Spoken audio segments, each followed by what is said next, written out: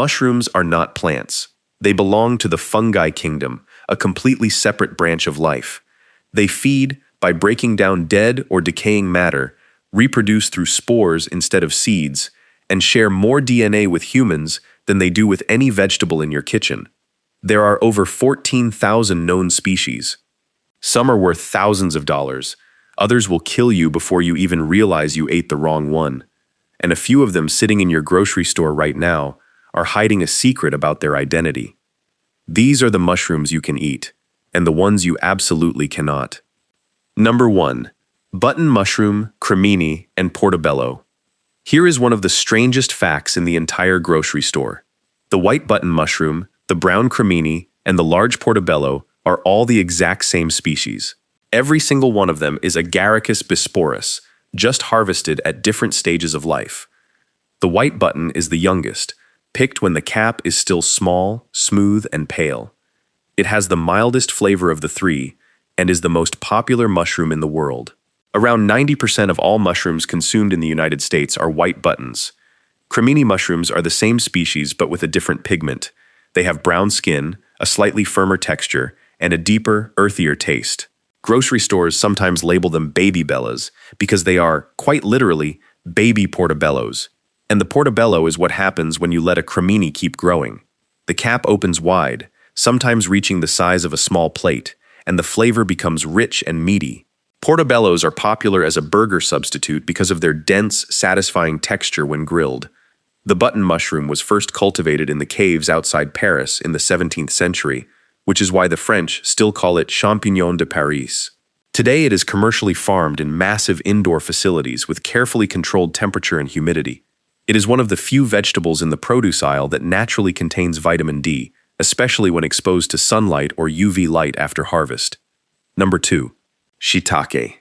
Shiitake mushrooms are native to East Asia, where they have been cultivated for well over 1,000 years. The name comes from the Japanese word shi, referring to the castanopsis tree they naturally grow on, and take, meaning mushroom. So shiitake literally translates to oak fungus mushroom. Records from the Song dynasty in China show that farmers were cultivating shiitake on hardwood logs as early as 1209 AD, making it one of the oldest deliberately farmed mushrooms in human history. The technique was simple but effective. Farmers would cut notches into freshly felled logs, expose them to spore-rich air, and wait for the fungi to colonize the wood over several months. Today, shiitake is the second most cultivated mushroom on Earth, after the button mushroom. Modern growers often use compressed sawdust blocks instead of whole logs, which speeds up production significantly. Fresh shiitake mushrooms have a rich, savory, almost buttery taste with a slightly chewy texture. Dried shiitake concentrates the flavor even further and adds a deep umami quality that makes them a staple in broths, stir-fries, and soups across Japanese, Chinese, and Korean cooking. In traditional Chinese medicine, shiitake has been used for centuries to boost the immune system and improve circulation. Modern research has identified a compound called lentinan in shiitake that has drawn attention for its potential immune-supporting properties. Number 3. Death cap. This is where things get serious. The death cap mushroom, Amanita phalloides, is responsible for more fatal mushroom poisonings than any other species in the world. It is believed to be behind roughly 90% of all mushroom-related deaths globally. The death cap is native to Europe, where it grows in forests near oak, beech, and chestnut trees, but over the past century it has spread to North America, Australia, South Africa, and South America, likely traveling with imported European tree seedlings. What makes the death cap so dangerous is not just its toxicity, it is the way it deceives you. The cap ranges from pale green to olive to yellowish white, and it can look remarkably similar to several edible mushrooms, including paddy straw mushrooms commonly used in Asian cooking. The gills are white, the stem is white, and the overall appearance is completely unremarkable. There is nothing about it that screams danger the way a bright red mushroom might. The toxins inside, called amatoxins, attack the liver and kidneys, but the truly terrifying part is the timeline. After eating a death cap, you might feel perfectly fine for the first 6 to 24 hours. Then the vomiting and stomach cramps begin. After a day or two of agony, The symptoms sometimes seem to improve, and the patient feels like they are recovering. But during that false recovery, the amatoxins are silently destroying the liver. By the time the damage becomes obvious, it is often too late. A lethal dose can be as small as 20 grams, which is roughly half of a single mushroom cap. There is no reliable antidote. Even with aggressive medical treatment, including liver transplant, many victims do not survive. The ancient Roman Emperor Claudius is widely believed to have been murdered with death cap mushrooms served in a dish by his wife Agrippina in 54 AD. Whether or not that story is true, the death cap has been ending lives for as long as humans have been foraging. Number 4. Chanterelle. After the death cap, let's return to something much more pleasant. The golden chanterelle is one of the most prized wild mushrooms in the world, treasured across Europe for centuries as a seasonal delicacy. Chanterelles are a brilliant golden yellow, sometimes shading toward orange, with a funnel-shaped cap and wavy, irregular edges. Underneath the cap, instead of the typical blade-like gills you see on most mushrooms, chanterelles have what are called false gills.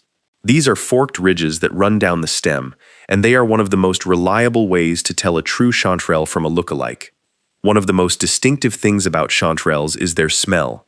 Fresh chanterelles give off a light fruity aroma, often compared to apricots, with peppery and earthy undertones. When cooked in butter, they develop a rich, nutty, slightly sweet flavor that pairs beautifully with eggs, pasta, and cream sauces. In Sweden, chanterelle foraging is practically a national pastime, as ingrained in the culture as berry picking. The mushroom is sometimes called the gold of the forest there, and its arrival in late summer signals the start of autumn cooking.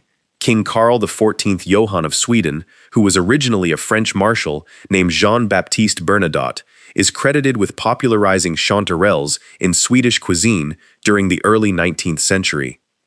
Chanterelles have stubbornly resisted commercial cultivation. They form a symbiotic relationship with the roots of living trees, trading nutrients underground in a partnership that is nearly impossible to replicate in a farm setting. Every chanterelle you buy at a market or restaurant was picked by hand in the wild, which is why they remain one of the most expensive edible mushrooms available. Number 5. Morel. If chanterelles are prized, morels are borderline sacred among mushroom hunters. These odd-looking mushrooms have a tall, conical cap covered in a honeycomb pattern of pits and ridges that makes them look like no other fungus on Earth. Slice one in half lengthwise, and you will find it is completely hollow from top to bottom, a key identification feature that separates true morels from their toxic lookalikes. Morels appear for a painfully short window in the spring, usually from late March through May depending on the region. They tend to pop up after warm rains in moist forests, particularly around dead or dying elm. Experienced foragers guard their morel spots jealously, often refusing to share locations even with close friends. True morels must always be cooked before eating. Raw morels contain naturally occurring hydrazine compounds that can cause serious stomach distress. A thorough sauté or fry breaks these compounds down and makes the mushrooms safe while bringing out their deep, earthy, nutty flavor and satisfyingly meaty texture. Like chanterelles, morels have largely resisted commercial cultivation at scale. Some growers in China have had limited success farming black morels using nutrient-enriched soil, but the results are unpredictable and the yield varies wildly from season to season. Because of this, nearly all morels sold in Western markets are wild foraged by hand. Fresh morels regularly sell for $25 to $60 per pound at farmers markets, and dried morels cost even more.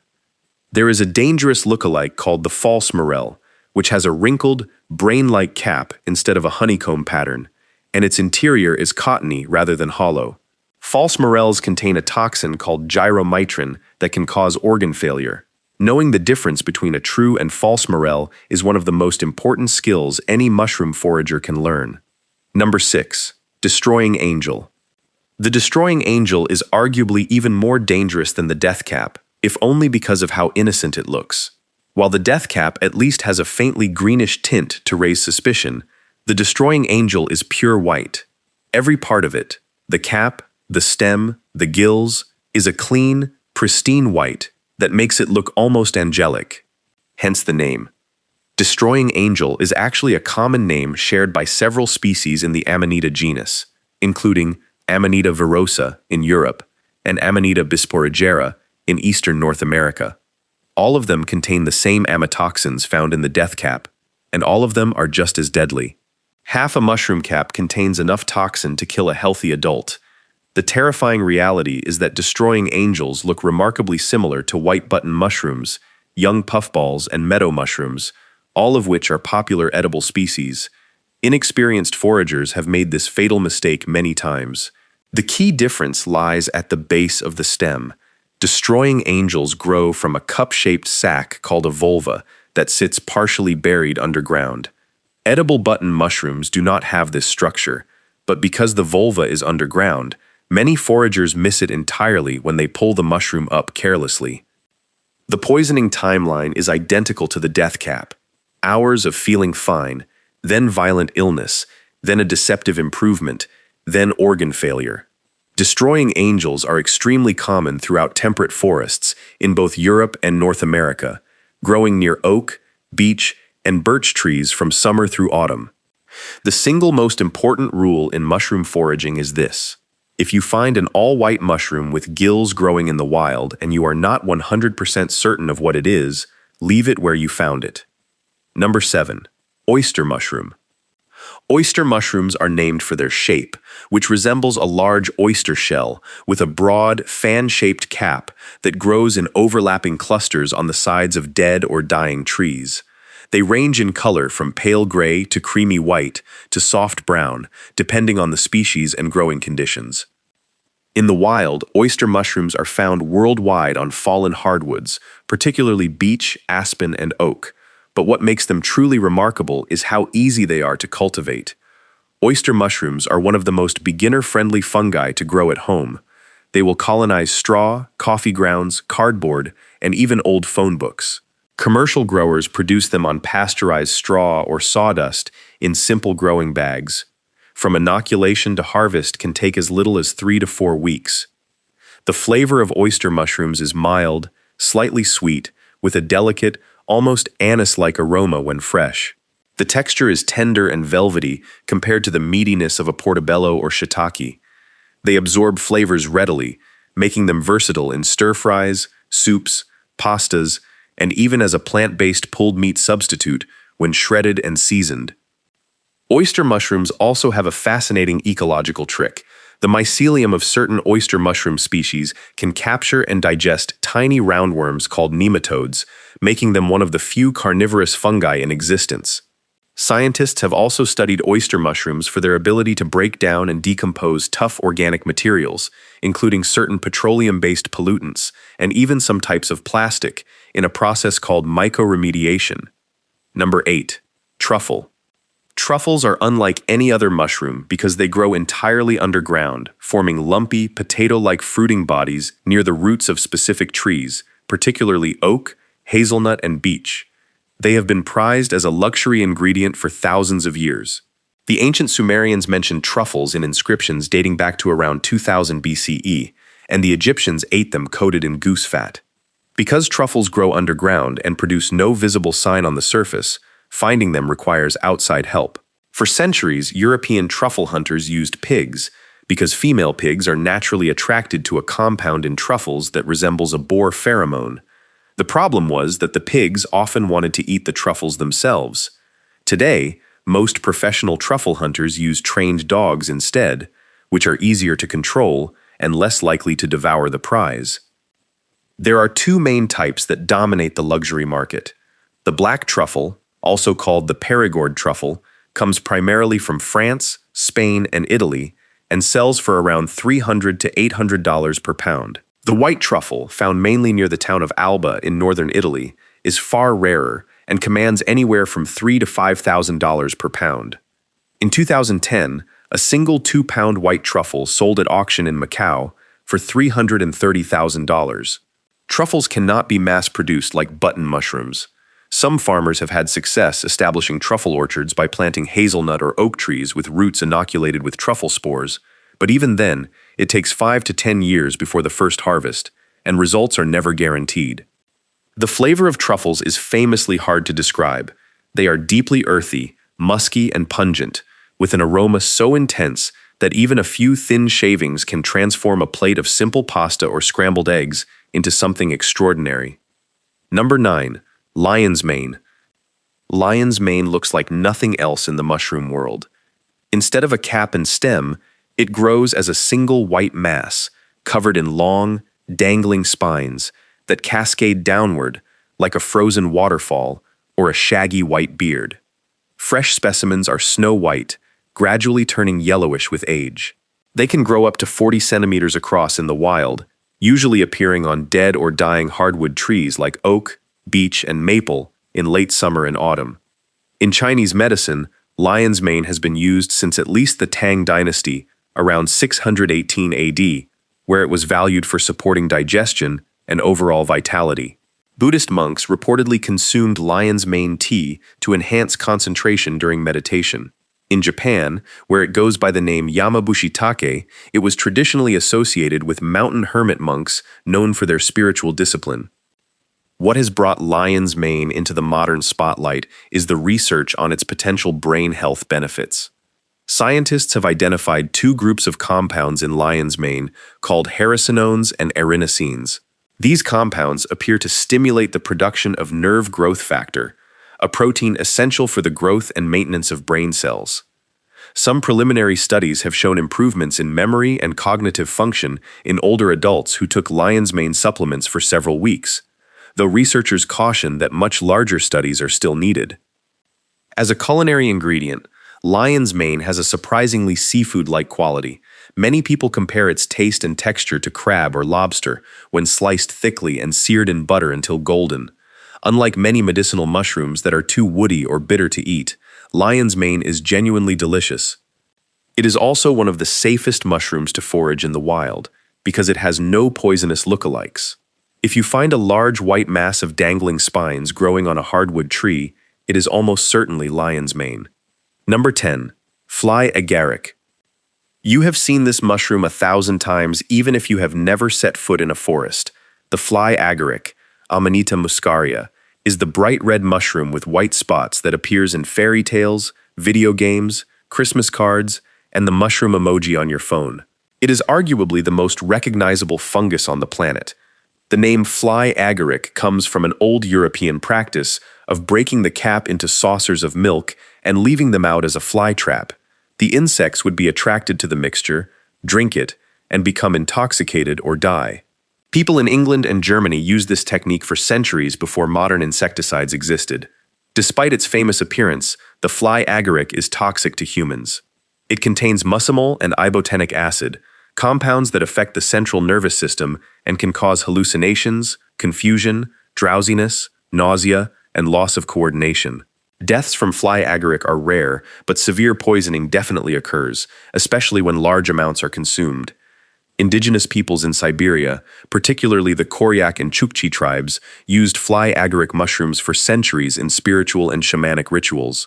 Shamans would consume the mushrooms to enter trance-like states, and remarkably, other members of the group would sometimes drink the shaman's urine afterward because the body metabolizes the mushroom's toxins into a more potent and less nauseating form that passes through in urine. A popular theory suggests that Viking berserkers consumed fly agaric before battle to induce their legendary fearless rage, though many modern historians are skeptical. The active compounds in fly agaric tend to cause drowsiness and confusion rather than aggressive fury, which makes it a poor candidate for a battlefield stimulant. In parts of Eastern Europe and Japan, people have traditionally prepared fly agaric as food by boiling it twice in fresh water to remove the toxins. The parboiling process draws out the muscimol and ibotenic acid, leaving behind a mushroom that some describe as mildly nutty. But this is not something to try without expert guidance. The margin between properly detoxified and still poisonous is uncomfortably thin. The fly agaric grows across temperate and boreal forests throughout the northern hemisphere, forming partnerships with birch, pine, and spruce trees. Its brilliant red cap dotted with white warts has inspired artists, storytellers, and game designers for centuries. It is the mushroom that Lewis Carroll likely had in mind when he wrote the scene in Alice in Wonderland where Alice eats a mushroom that changes her size. It appears as the super mushroom power-up in the Mario franchise, and it shows up on the houses in the Smurfs. For all its cultural fame, the fly agaric is a reminder that beauty in the mushroom world does not equal safety. The most stunning mushroom in the forest is one you should admire, photograph, and leave exactly where you found it. Mushrooms are one of the most diverse and misunderstood foods on Earth. Some of them are cheap, abundant, and sitting in every grocery store on the planet. Others are so rare that people train dogs to sniff them out underground and sell them for thousands of dollars. A few of them can expand your mind, and a handful of them can end your life. The single most important thing to remember is this: if you are foraging wild mushrooms and you are not absolutely certain of what you have found, do not eat it. No meal is worth the risk. Stick with what you can identify with confidence or buy from a trusted source. If you found this helpful, hit subscribe. I cover food like this every week. And if you want to see every type of cheese explained, that video is on screen now.